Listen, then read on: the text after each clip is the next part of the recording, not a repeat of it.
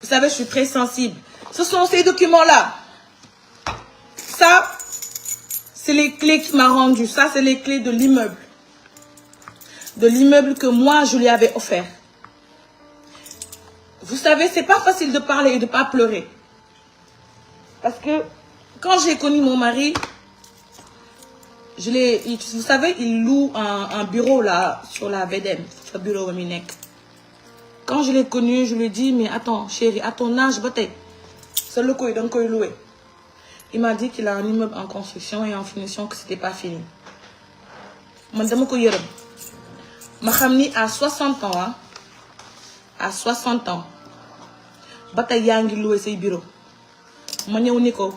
Ce sont les clés de l'immeuble, d'un immeuble que j'ai ici aux Almadies. Je le chabi immeuble. Nga def ci say bureau ci souf, le reste ma loué ko parce que c'était à usage locatif. Légui, prends en bas, installe tes bureaux et ci kaw man je vais louer ça quoi parce que il y avait 6 appartements et 4 plateaux de bureaux et chaque plateau de bureau est loué, tenez-vous bien, 1 900 000 parce que c'est des plateaux de 250 mètres carrés. J'avais même descendu jusqu'à 1 500 000 le prix parce que les loyers avaient littéralement un peu baissé et tout ça. Imaginez-vous, votre épouse vous donne un immeuble où il y a un plateau de bureau, où chaque plateau de bureau est loué à 1 500 000. Vous baillez là pour ce siège. Lolo sac le sac. Damako sagal.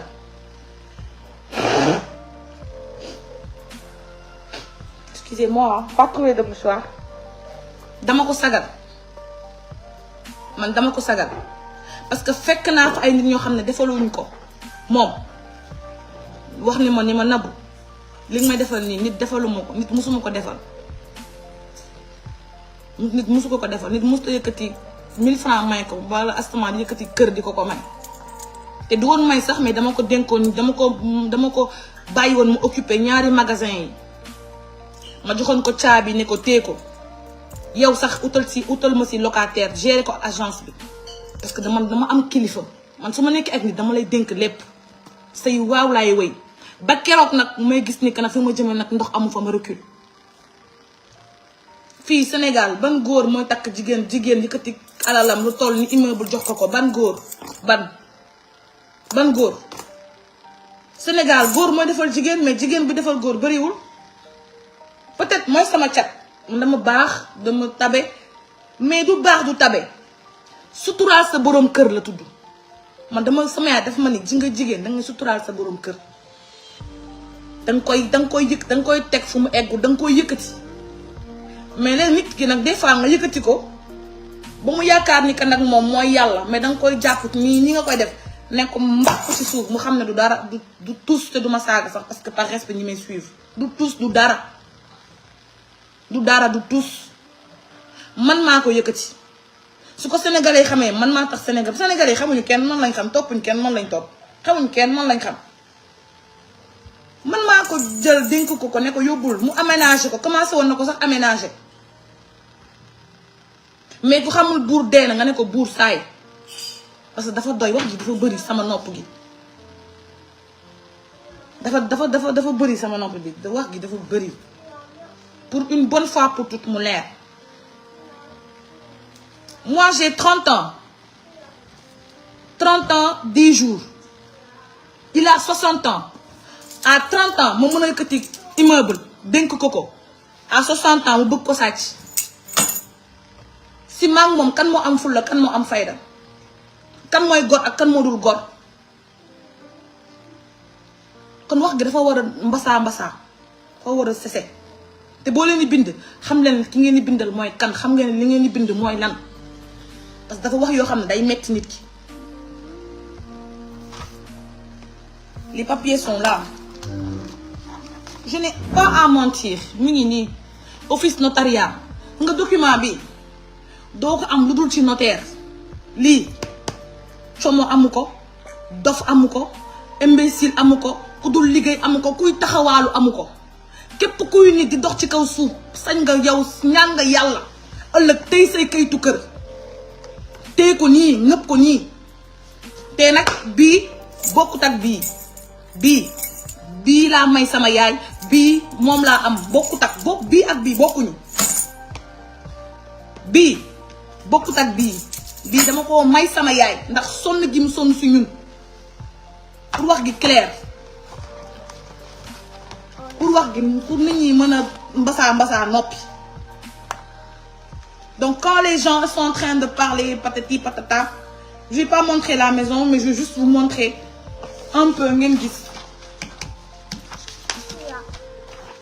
Oui chérie, je te dis laisse-moi finir mon live s'il te plaît mon amour. De rien mon bébé. Maman n'est pas en train de pleurer, je suis en train de parler d'un truc qui m'a affecté et c'est normal que maman ait des larmes qui coulent. C'est pas méchant. D'accord? C'est pas méchant. Ça, c'était l'expertise. Je vais pas montrer ça pour ne pas que les gens prennent les références. Parce que sur les réseaux, il faut faire attention. Ça va vite. Je vais seulement vous montrer le nom. Comme ça, vous allez voir. Voilà. Vous avez vu? Vous avez vu? Seynabou Kébé Diop, moo ci nekk. Vous avez vu? Vous avez vu? Seynabou Kébé Diop moo ci nekk, propriétaire. C'est ma maison. Sàcc ma ko, fenu ma ko.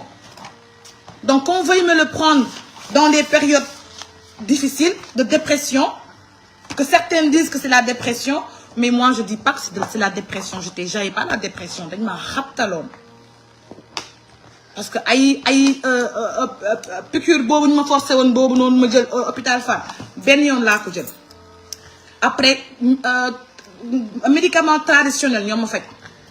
Je me suis soignée à l'africaine mais pas avec les médecins avec hôpital Fann non. Je suis allée chez moi ñu sang ma fa et ma famille m'a fait savoir que dañ laa xabtaloon qu'on m'avait jeté un sort. C'est pour ça que ma ñëwaat. Parce que ñi ko def bëgguñu woon sax may waxaat dañoo bëggoon ma dee mais yàlla mooy reye. Kon face à tout ce problème que j'ai vécu ci koo xam ne man dama ko ji teranga man teranga laa sekk ak moom ba tey parce que nit ku la bëgg weesul ñu ko ci alalam ñu toll ni kër ne la ah yaa ngi loué te loué waru la man su ma neexee loué man xale la mën naa am samay billet loué ko fële loué ko lu cher. Di louer 1,5 million dem louer appartement 400 000 parce que 1,1 million yi dama ko bëgg denc ci banque nit da ngay xalaat moi si j'ai un bien qui vaut 1,5 million du ma fa dëkk man je suis trop forte en économie du ma fa dëkk damay louer 1,5 million yi ut appartement 300 000 francs 1,2 million yi 200 000 francs mi samay frais par mois 1 million mu yóbbu ko banque mu nekk fa DTA plutôt DAT plutôt. Pourquoi vivre dans un appartement de 1,5 million si tu peux louer man cundum laa su ma neexee dem jël louer sama appartement 300 000 jël 1,5 million yi ma louer fële jox ko banque dagale ko après utaat ci beneen prêt liggéey ci leneen. Il est où le problème? Mais à 60 ans ngay louer bu paree tu te permets d'avoir la grande gueule sur les gens. Il y a des gens que je respecte, il y a des gens que je ne respecte pas. Et si je parle, c'est pour que sama rakk yi comprendre. Je parle pour que les gens qui me suivent, qui sont censés, comprennent que dans la vie, mieux vaut être seul que mal accompagné. Et que c'est bien le mariage, mais à quel prix? À quel prix? À quel prix? Defal ma café s'il te plaît. Excusez-moi, hein, j'ai pas de mouchoir. Il n'y a pas de mouchoir dans la chambre. Regarde s'il n'y a pas de mouchoir. Donne-moi un mouchoir. J'ai vu un mouchoir là-bas, s'il te plaît. Avant que les gens m'insultent, disent que Nabou, elle n'a pas de mouchoir. Vas-y, s'il te plaît. Moi, je pleure rarement, donc forcément, j'ai pas de mouchoir. Donc, à quel prix? Se marier, c'est bien. Être dans un foyer, c'est bien. Et entendre madame, c'est bien, mais à quel prix? Et moi, j'ai la victime conviction que yàlla mayuma lépp. Man moom yàlla may na ma taar may na ma wërsëg may na ma alal may na ma mbooloo may na ma siiw may na ma njaboot may na ma lépp mais xam naa ne am na lu ma xañ mooy ni que man xam naa ne moom je pourrais pas être dans un mariage. waaw waxal kii mu jëndal ma ak benn paquet mouchoir. Moi d'accord naa ne yàlla mayu ma lépp parce que je peux pas avoir que des échecs dans mes mariages et pourtant je n'ai rien fait. Et pourtant ça tourne tout le temps autour de moi. C'est tout le temps moi. À un moment donné je dis stop, basta, c'est bon. Parce que je me suis rendu compte que soit je fais confiance trop vite, ça c'est une réalité, moi je fais confiance trop vite. Madame Garo Dominique, moi quand tu me dis, quand tu me parles normalement, moi je te crois. Moi je suis pas, en fait, j'ai pas de, comment dire, comment dire. On m'a aïe pensé bu ñaaw ci nit man soo ñëwee wax ma waxu nit damay nangu parce que man xam naa ni boo ma naxee lundi fii ak vendredi ma yeewu samedi ma saaga sa ndey nga génn dimanche sama kër man noonu laa mel am naa fulla boobu moo tax ku wax ak man damay noppi rek soo bu dee ci rentre dans mes principes man ma nangu la on se marie on reste tranquille mais bu dee nag maa takk pour nax ma bu yóbbu samay bien lundi ma dama muñ ko mercredi vendredi ma saaga sa ndey samedi nga génn sama kër dimanche ma weer la ci réseaux sociaux man noonu laa mel parce que je suis lucide te damay xool damay xool nit man je fais attention à tout loo ma wax dama ciy bàyyi xel di xool say faits et gestes di la topp ba nga sës comme Colombo bi bu ma la découvrir moom damay saaga sa ndey moom publiquement nga génn sama vie ma next la man ñàkk fayda boo xam ne góor dina yëkkati samay bien di ko foqati samay loxo ci réew mi ñu toll nii nanguwul ma ko duma ko nangul kii que ce soit ndax mayuñu ma ko dama koo liggéey bu ñu bëggee ay bien yu ñuy foqati nañ dem foqati seen bien wu njaboot te bàyyi samay bien kon bu bàyyi di am man mii may bàyyi merci bu bàyyi di am man mii may bàyyi te awma ci rusukaay awma ay wujju nañu ma ree awma lenn xalaatuma ci sax ay waaw na bu dee say wujju danañ la ree say noon samay noon ñoo ma ëpp problème fuuf samay noon ñoo ma ëpp problème fuuf samay noon ñoo ma ëpp problème fuuf man lijjantiwu ma xam nga koo lijjanti sax ngay xalaat ba xam nii man lijjantiwu ma kenn ndax ñoom seen biir kër seen dara ëmpuñu ma man seen leen ëmpu ma seen biir kër lépp laa xam te nawloo ma ci aadama ba ci awa nawloo ma ci kenn moo tax gis nga yàlla nag lu baax rek lay def ku mu teg feebar nag nga tëw a jug rek sa xol la fay ku mu teg feebar ngay wut àdduna bi fu nekk nga wut di fa faju fu nekk nga dem di fa faju sa xol la fay yàlla du juum du jaawale du jël feebaru siidi jox ko demba du jël feebaru demba jox ko awa loo mérito la lay jox ndax nit a ngi sëyam te mënut a sëy ak borom këram ma gis naa fi jéeg ñuy sëy te guddi jot duñ mën a sëy ndax danoo feebar loolu lu ko gën a metti célibataire ko gën célibataire moo gën fuuf guddi jot nga war a sëy ak sa borom kër nga feebar mënoo sëy ñu ne la médecin ne la interdiction de sexe you cannot sëy go all the dossier classé la fële sa borom kër di wër ci xale yu ndaw yi di doxaan di njaaloo nekk ci sëy moo gën téeméer junni yoon di wër di njaaloo ndax fii dof neewu fi xale neewu fi lépp la ñu xam ne pattu toog ku fi njaaloo nag ci mag yaa xam ndax xale yi buñ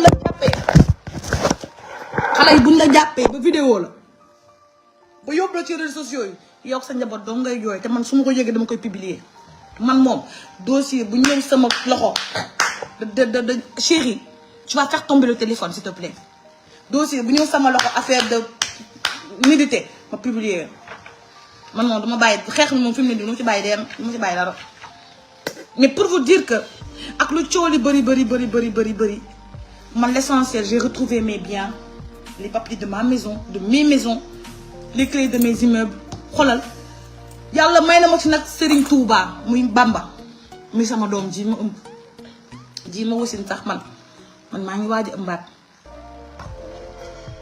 am naa Malick am naa Bamba jeex na parce que gis nga boo sëyee fu metti ñu bëgg laa sàcc bëgg laa escroquer bëgg laa toroxal nga dem am fa Bamba wóor na yàlla bul xoolal la bàyyam def de xoolal doom ji mën naa màgg nekk ku ñëpp di dégg te gëm naa ko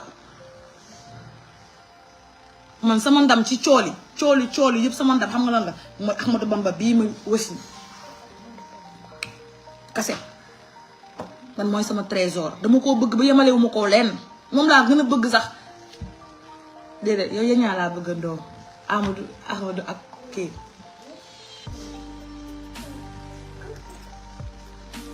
merci defal ma café s'il te plaît ci joxoon na moom sax mouchoir te nii mouchoir yi laay rangale nii merci